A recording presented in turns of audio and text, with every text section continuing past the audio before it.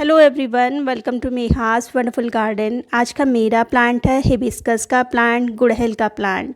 अगर आपके गुड़हल में अभी तक ग्रोथ स्टार्ट नहीं हुई है, जबकि में ग्रोथ बहुत ही तेज़ी से होती है, कलियां नहीं बन रही हैं, कलियां बनती हैं तो खिलती नहीं हैं, गिर जाती हैं, तो दो तरह की फर्टिलाइज़र मैं बता रही हूँ, जो कि एक ग्रोथ के लिए है और एक फ्लावरिंग के लिए है।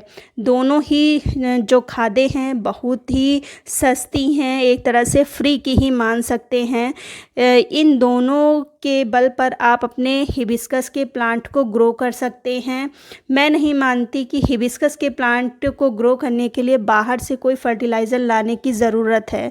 बस दो तरह की फर्टिलाइज़र आप अपने पास रखिए और उसी से आप अपने प्लांट्स से ढेरों फूल प्राप्त कर सकते हैं। तो कौन सी ये फर्टिलाइज़र है और क्या क्या सावधानी रखनी है फर्टिलाइज़र के साथ साथ में, तो इसके बारे में आज मैं बात करने वाली हूँ। तो चलिए शुरू करते हैं। आज है सितंबर की 8 तारीख और अब लगभग बारिश ख़त्म होने के ही कगार पर है।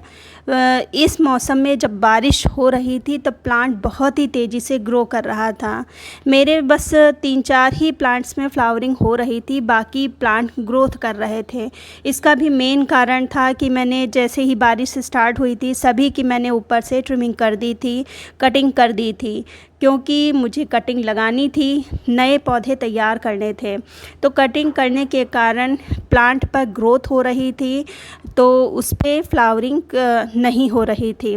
अब वो सारे प्लांट्स तैयार हैं और ढेर सारी कलियां आ चुकी हैं। अब ये जो मौसम है सितंबर से नवंबर तक, ये तो 3-4 जो मंथ है, इसमें ढेर सारे फ्लावर आपके हिबिस्कस में आने वाले हैं। तो उसके लिए आपको तैयारी करनी होगी, उसके लिए हिबिस्कस की अच्छे से केयर करनी होगी। सबसे पहली बात, अगर आपने इनको शेड में रखा है, बारिश से बचाने के चक्कर में आपने अगर इसको शेड में रखा है, तो आप अब इनको फुल सनलाइट में रखिए। जितनी अच्छी धूप इस पे लगेगी उतनी ही अच्छे से ये जो कलियां निकालेंगे और कलियां पूरी खिलेंगी। वरना अगर आप इनको शेड में ही रखेंगे तो कलियां तो 1-2 निकालेंगे, लेकिन वो कली पूरी तरह से नहीं खिलेगी। इसलिए कम से कम 5-6 घंटे की इनको सनलाइट तो ज़रूरी है, चाहे वो हाइब्रिड हिबिस्कस हो चाहे वो देसी भी हिबिस्कस हो। तो ये चीज़ आपको करना बेहद ज़रूरी है। साथ ही साथ प्लांट की अच्छे से गुड़ाई करते रहिए।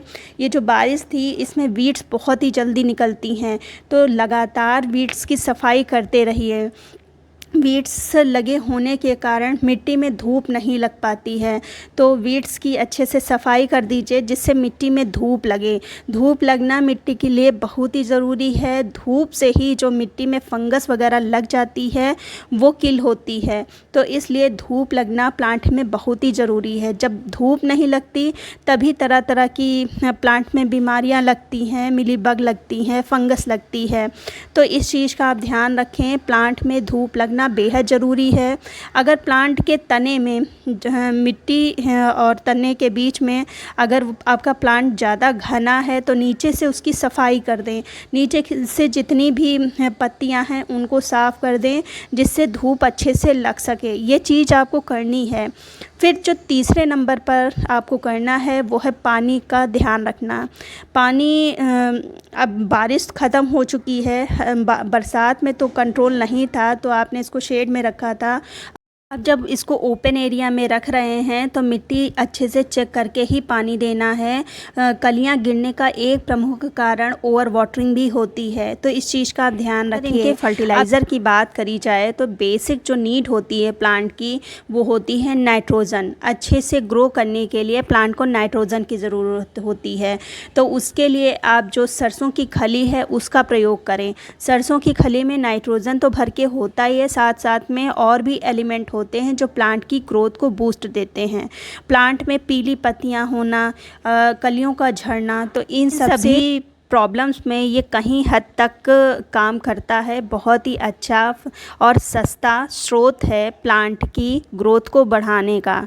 तो इसको आप लिक्विड में भी दे सकते हैं, चूँकि इस समय बरसात ख़त्म होने पर है तो ह्यूमिडिटी बनी हुई है, इतनी ज़्यादा गर्मी नहीं हो रही है, तो इसको आप सॉलिड फॉर्म में भी दे सकते हैं। एक प्लांट में जितना मैं दिखा रही थी उतना ही देना है, लेकिन देने से पहले ये काम ज़रूर कर लेना है। सबसे पहले जितनी भी वीड्स प्लांट में लगी हैं, जितनी भी खरपतवार लगी हैं, उन सबको ज़रूर हटाना है, क्योंकि अगर ये लगी हैं और फिर ये फर्टिलाइज़र डाल देंगे तो ये जितनी खरपतवार हैं वो बढ़ जाएंगी और प्लांट को कुछ भी नहीं मिलेगा। तो ये चीज़ें आपको करना ज़रूरी है। एक बार प्लांट की सफाई करने के बाद ये फर्टिलाइज़र देना है। इस फर्टिलाइज़र से प्लांट बहुत ही तेज़ी से ग्रोथ करेगा। एक बार जब प्लांट ग्रोथ करता है तो कलियां तो बनती ही हैं, तो प्लांट की ग्रोथ करना बहुत ही ज़रूरी है। फिर जो दूसरा मैं फर्टिलाइज़र बताने जा रही हूँ वो फ्लावर लाने में, कलियां बनाने में, कलियां को पूरा खिलाने में बहुत ही ज़्यादा ज़रूरी है। वो है पोटेशियम युक्त फर्टिलाइज़र। अगर आप पोटास हिबिस्कस के प्लांट में नहीं देते हैं तो ये जो कलियां हैं ये बिना खिले ही गिर जाती हैं। कलियों का गिरना एक प्रमुख कारण होता है पोटास की कमी का होना। तो उसके लिए आपको लेना है थोड़ा सा एलोवेरा। मैं एक लीफ ली है, मोटी सी थी, थिक थी, और एलोवेरा तो अधिकतर सभी के घर में पाया जाता है। फिर जो दूसरी चीज़ ली है, ये जो बनाना के जो छिलके होते हैं उनको लिया है। 2 छिलके हैं, दोनों को खूब अच्छे से चॉप कर दिया है, काट दिया है महीन महीन, जिससे ये बहुत ही जल्दी फर्मेंट हो जाएंगे। तो दोनों को हम एक बॉटल में भर देंगे से और ऊपर तक पानी भर देंगे और फिर लगभग 2 रातों के लिए इसको भिगो कर रख देना है। बनाना के जो छिलके होते हैं उनमें पोटेशियम भरपूर मात्रा में पाया जाता है। तो सिर्फ आप अगर बनाना के ही छिलकों का प्रयोग करेंगे गुड़हल पर तो वो भी बहुत ही अच्छा है। कभी भी आपका प्लांट फूलों के बगैर नहीं रहेगा। लगभग 2 या 3 रातों के लिए इसको भिगो कर ऐसे ही रख देना है ढककर किसी कोने में, और फिर इसका सुबह इस्तेमाल करना है। देखिए कितना अच्छा बनके तैयार है, और इसमें एलोवेरा भी पड़ा है जिससे प्लांट में फंगस की कोई समस्या नहीं आएगी। तो इसको हम पानी में, जितना ये पानी मैंने डाला था उसका जस्ट डबल ये पानी है, और फिर इसको हम मिक्स कर लेंगे खूब अच्छे से। किसी छन्नी की सहायता से या हाथ लगाकर सिर्फ इसका पानी ही निकालना है। छिलके नहीं पानी में आने चाहिए, छिलके आ जाएंगे तो हो सकता है फंगस की समस्या हो जाए। तो सिर्फ इसका हम वाटर ही लेंगे, और फिर ये जो बचा हुआ है इसमें फिर से पानी डाल के आप रख दें, फिर ये तैयार हो जाएगा। और खूब अच्छे से मिक्स करके अपने प्लांट पर दे दें। ये जो दोनों फर्टिलाइज़र मैंने बताया है ये गुड़हल के प्लांट के लिए बहुत ही अच्छा है।